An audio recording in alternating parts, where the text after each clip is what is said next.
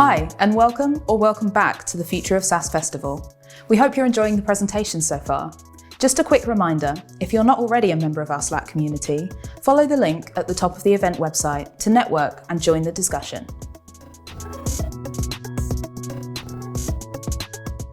Hi everyone, my name is Priscilla and I really appreciate you joining me at the Future of SaaS. Today I'll be sharing a bit more about how you could leverage product marketing across the SaaS growth funnel. Before we get started, I'd love to hear where everyone's from. Feel free to type it in the chat section, and would be just great to see the diversity of attendance. All right, as we go about that, let me share more about my background. So my name is Priscilla Tangara. I'm currently based in Berlin. I've been living here for the past 3 years, but before that, I grew up in California. Currently, I'm a product marketing manager at Selix, an Amazon growth software. And at the moment, I focused on product positioning, go-to-market strategies, and working across our markets in North America and also EMEA. My background lies heavily in SaaS and B2B marketing with various roles that focused on SaaS, as I mentioned, and also now e-commerce and advertising. Before going into product marketing, I was working in digital marketing with functions across the board. So there's been a huge emphasis on that throughout various aspects of my role. So before we get started, I'd love to share a background on what inspired me to pick this topic. Essentially, I've noticed that product marketing, especially in SaaS, can be approached in so many different ways. Throughout the different positions I've done, I've seen that this role was just done. So again, like in so many different ways, and I was never really sure if I was doing it the right way. So I took it upon myself to reach out to my network that focused in product marketing, in B2B functions, and ask them about like how it was approaching their company, what was their priorities, what types of projects they did. And after about like 40 or so coffee chats, I realized there was one pattern. The pattern is that it's really not done the same way. So not only did my background reflect that, but it's actually reflected on that across the board. I noticed across different organization types and also industries and number of employees, it just was all quite diverse. And of course, there's overlapping common projects, but in terms of breakdown and priorities, it was just figured out in their own way.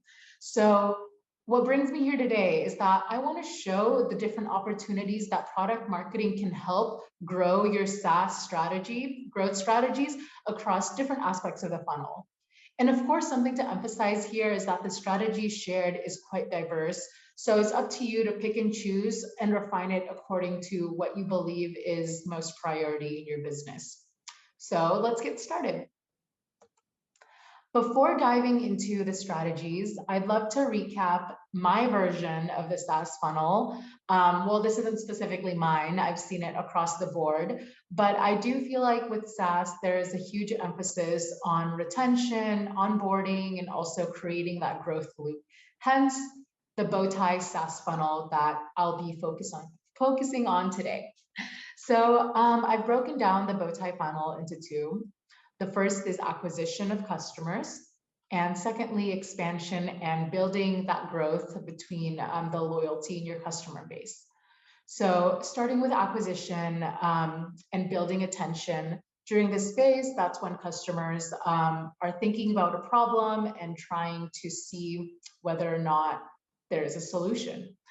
And as you go down, this is when they get when they're interested in the different solutions they see, and they do realize there are solutions for their problems.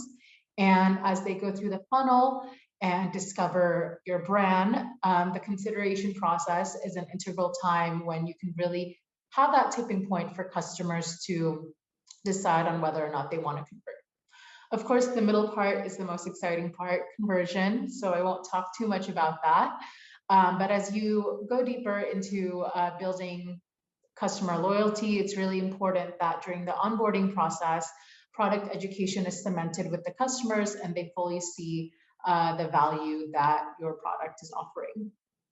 Once they fully understand how to use the product, the retention phase is very, very important, both for CSMs and also product marketers, so that the clients are continually using the product, coming back, renewing their contract, interested in the upselling opportunities, and so on. And as this loyalty is built, expansion starts to take place, and that's where the growth loop happens, both from the product marketing side, working closely with the customer success side on building that retention and customer loyalty into brand expansion. All right, so let's start with the acquisition aspect of it, the first part of the funnel. During this time, this is when you want to really build attention and ensure that your clients, you are capturing their attention and you're building awareness with your product. And there's so many different ways that product marketing can interject. So for me in the past, something that's been really successful was a collaboration with the demand generation team at my company. So I would take a look at a lot of their PPC ads to make sure our product positioning is up to par, and also sharing with them how competitors have approached their positioning through ads, and making sure that we stand out and also leverage the keywords we want to share in any ads that we want to do. During this phase, I've also done a lot of projects that's enabled the demand gen to properly have landing pages that not only showcase the product value, but also educate users on like what they can gain out of it and what the tools would mean and how that compares to competitors. So a recent example was literally providing like a competitor landing page where we showcased a landing page on how, let's say your competitors are looking for your brand. So they would look at, so for mine, it would be Cellix, right? And a few examples of our competitors, let's use the word X, they would use Cellix versus X. And they do this quite often. And if they land on a landing page that you provide where you showcase the breakdown of your product offerings versus your competitors, this could be a great way to really help the demand gen team in terms of showcasing your competitive knowledge and bringing that live into the landing pages and the ads that you share. A second example would be through brand campaigns.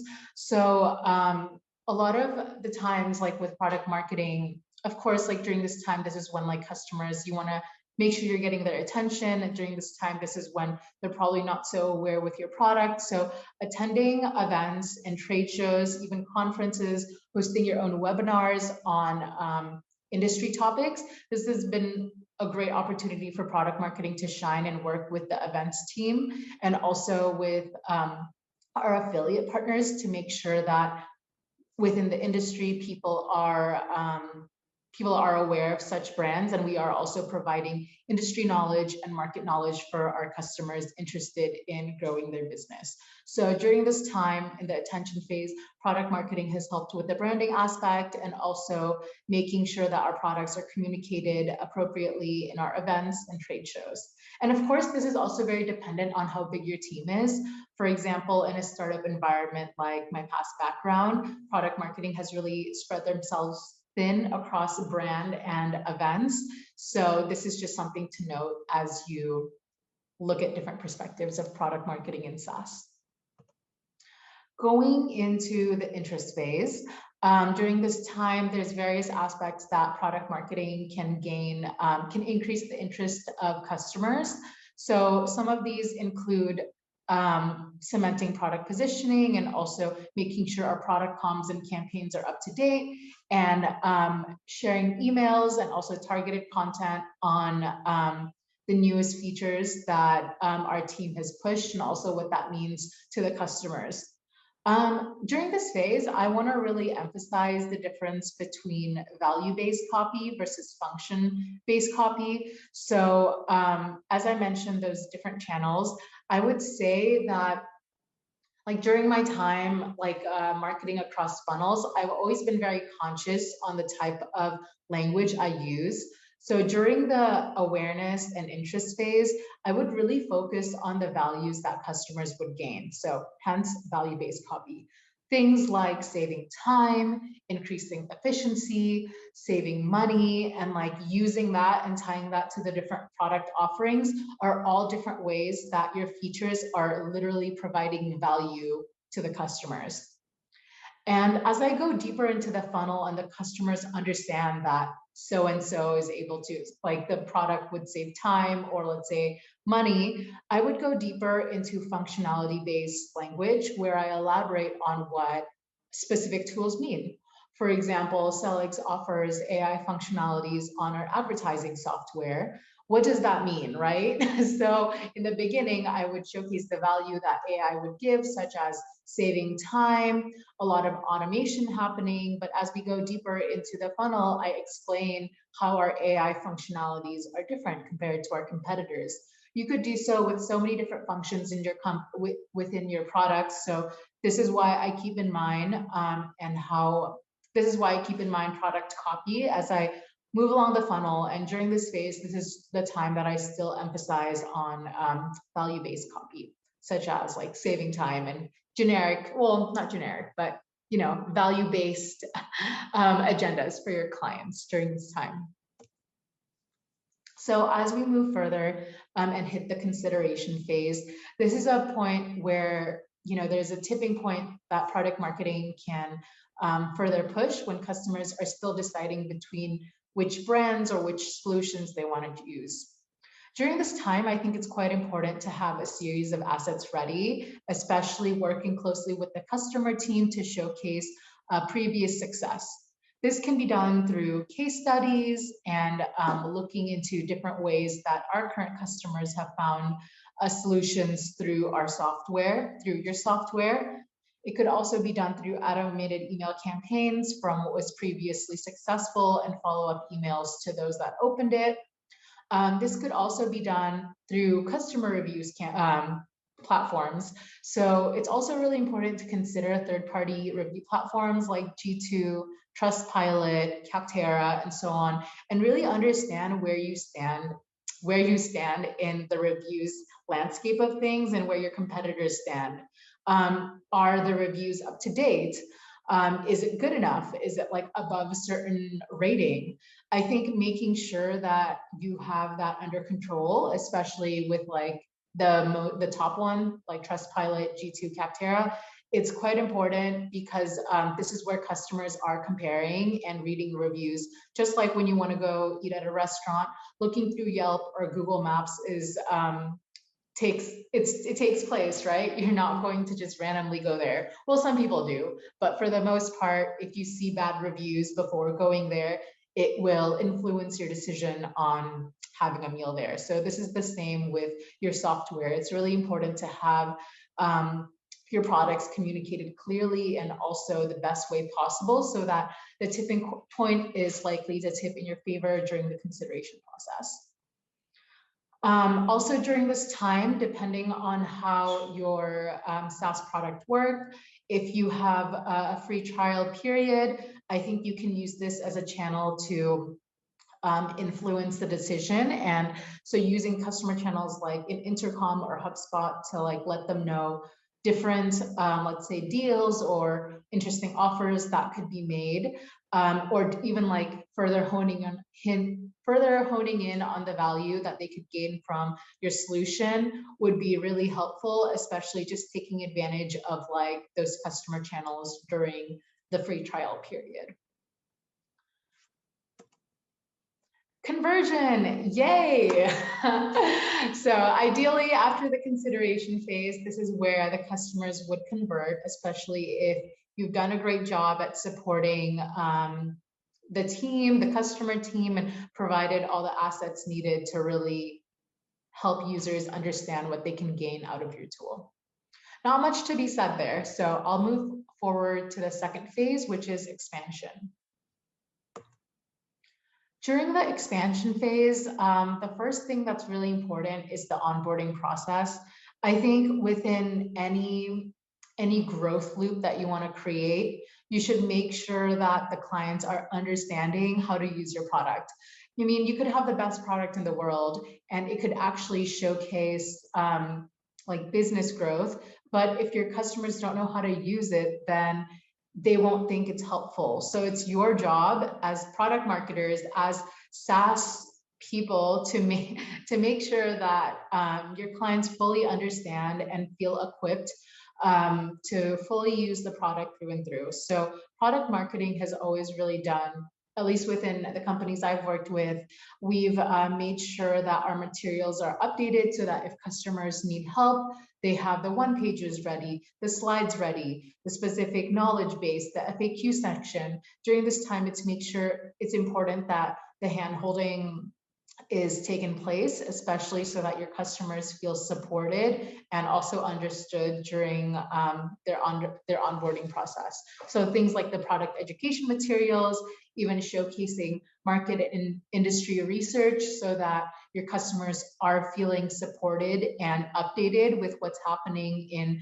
the market. That's always very appreciated during any onboarding process. And of course, as I mentioned, having your knowledge base and FAQs ready. Oftentimes, I'm sure like many of you have like a knowledge base section where if customers have like common questions, they would just go there, they would open it and it showcases like a product tutorial. So if you don't have that, like this is where product marketing can really add value so that they can make sure that customers feel fully guided during this time and have all the assets or resources needed to successfully onboard into the product. I think checking in with customer in terms of like tracking for the onboarding process, of course, like this role is divided between CSMs, customer support, and even sometimes not even product marketing, but just as a way for product marketing to like understand what's happening in the customer's mind. Time to time, I would reach out to customer success managers and also the customer support team to understand whether or not our customers fully get how to use the product. And especially during any launch, I always make sure I check in after 1 or 2 weeks and as we go on and iterate with the product to make sure like what kind of feedback we're getting and what kind of confusing aspects that customers are facing. So make sure you do check in with your customer team and your customer support team so you're aware of any red flags or even yellow flags happening during the onboarding process. Moving into retention and expansion, I kind of mesh them into one because during this time, there's different ways that product marketing can show value, but it really, like a lot of that is blurred between the two aspects of the retention aspect and also the expansion portion of it. So this is where the focus stems from building customer loyalty. To ensure that customers feel like they are supported and gaining the values they want out of your company, it's important to have ongoing customer trainings. Oftentimes, customer success takes a hold of this initiative or product marketing itself. It really depends on the breakdown and the resources you have in your company. I've definitely hosted some of my own trainings, especially with the product managers. And on top of that, I think depending on the seasonality of your product, I would have ongoing customer marketing campaigns. So a lot of this could be, an example would be when we were pushing our mobile app, we wanted to increase downloads and also daily active usage. So during this time, I pushed various customer marketing campaigns using our email channel like intercom and also our in-product education. At the time, we were using app queues. So when they would go into the product, you would see a banner to ask them to download. They would also see tooltips on different ways they can increase a specific like goal from the product, and by doing so through like the mobile app. So it's important to make sure you're utilizing all of your customer channels so that you can continually remind your customers that this is the value that you're providing, and you can do so using X, Y, and Z features. So those ongoing campaigns are quite important. And I tied this back into the first part of the funnel when customers are in the consideration process. As I mentioned, oftentimes clients look through G2, Trustpilot, and so on to understand what they can gain out of a product compared to others. So once you have that loyalty from your customer base, I think you want to, not I think, I know, you should definitely continue building this reputation. Ask the loyal fans to share reviews on these tools. I think having an updated reviews on like such platforms is very important. So product marketing, at least in my company, definitely has a function where we really focus on building refreshed testimonials, refreshed customer reviews on such platforms. So definitely keep those things in mind while working in this stage of the funnel. As I mentioned before, also testimonial acquisition is very important. Likewise with your surveys, your NPS scores. During this time, I think like taking those in could be helpful, especially when you create a repository of great testimonials. You never know when your next landing page needs to be created, or if you would like to build a new homepage or even new product page. So having a refreshed set of testimonial every quarter is just really, really key for product marketing to own. And this has been helpful, especially like when you have that repository in mind, you don't always have to be so time crunched on when you actually need them. So keep this in mind and make sure you have an initiative building in those testimonials, and also case studies, which comes next. I think during this time, like especially when you already know who like your product, who enjoy it, you've seen their success stories, reach out to them and learn more about how your product helped them. Make a story out of it. You can create a blog post, you can create a specific case study on it. All of these would be really helpful proof points as you want to really make a case for why your product is amazing. Make a case to the values that you really shared. So in the beginning, I shared more about value-based copy versus function-based copy. So if you claim that you're saving time, if you claim that you're saving money, make case studies out of these to show that it's not just marketing fluff, but there's actually, actions and examples that showcase some of the values that you shared. And last, but certainly not least, making sure that your customers feel appreciated. I think product marketing, depending on, again, the resources and the scope of the role in the company, could also can also provide some sort of hand here. I know for the most part it's the customer success manager's job, but if there are opportunities for product marketing to also interject, I think there's different ways that the customers can feel appreciated, whether it be through like a yearly gift during the holidays, or even discounts in exchange for, let's say, like a case study. There's different ways to make sure that like you're still in touch with the customers without fully managing their account. So something that I want to share during this phase of the funnel is to make sure you're getting feedback from your customers, and especially for the good ones, take that into consideration for your marketing strategy and how you want to share that as content, whether it be through testimonials, through your case studies, or even specific features throughout your website. So to recap the funnel, I shared this in a form of a bow tie SaaS funnel. As mentioned before, during this attention phase, this is a time where product marketers can help other channel owners to make sure that customers or potential clients are aware of your product. They understand the brand, again, making sure that your reviews in the review platforms are refined, and that product marketing also has a place within the community and events that are showcased in the industry you're in.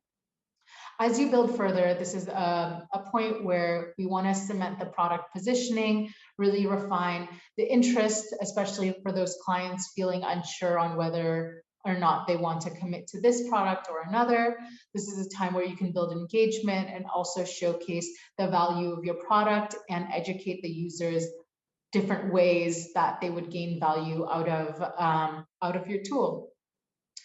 Third, the consideration aspect. This is where you really want to promote and build out your sales enablement materials, whether it be case studies, testimonials, showcase all of that so that potential clients would tip and convert. As they become paying customers, make sure they understand how to use the product. So during this phase, product marketing can do a slew of different things, whether it be creating communications on literally how to use it and the benefits of using this product, or even working on the tooltips, like going into the product, writing the copy on like a step-by-step approach to fully integrate into the tool. There's so many different ways, and this is just one of them. There's different ways that product marketing can also showcase educational materials, such as through industry insights, market reports, and also one-pagers on how to best use the tool. During the retention portion, it's really important that as a marketing unit, you are building the relationships with your customers through the content that you share. So, continually educate them, again, with the market reports, the industry insights, and also as you want to expand and build that customer loyalty, you are taking advantage of the satisfied customers and making success stories that could be, again, used for the acquisition phase. So this would be a great way to build that growth loop within the product marketing team, especially in SaaS. And I hope you were able to take away and feel at least somewhat inspired from some of the different ways that you can approach product marketing across the SaaS growth funnel. Thank you so much for joining me today, and feel free to connect with me on LinkedIn, on Twitter, even on Clubhouse. I know that's been the rage. I mean, perhaps not so much these days, but feel free to connect with me on the different channels here and reach out. I'd love to hear more about how your product marketing team has approached it, how your SaaS strategy has been around product marketing or not around product marketing. For me, I'm an open book, so reach out and connect with me, and I hope I'll get a chance to meet some of the audience members. Thank you guys, and enjoy the rest of the event. Have a good one.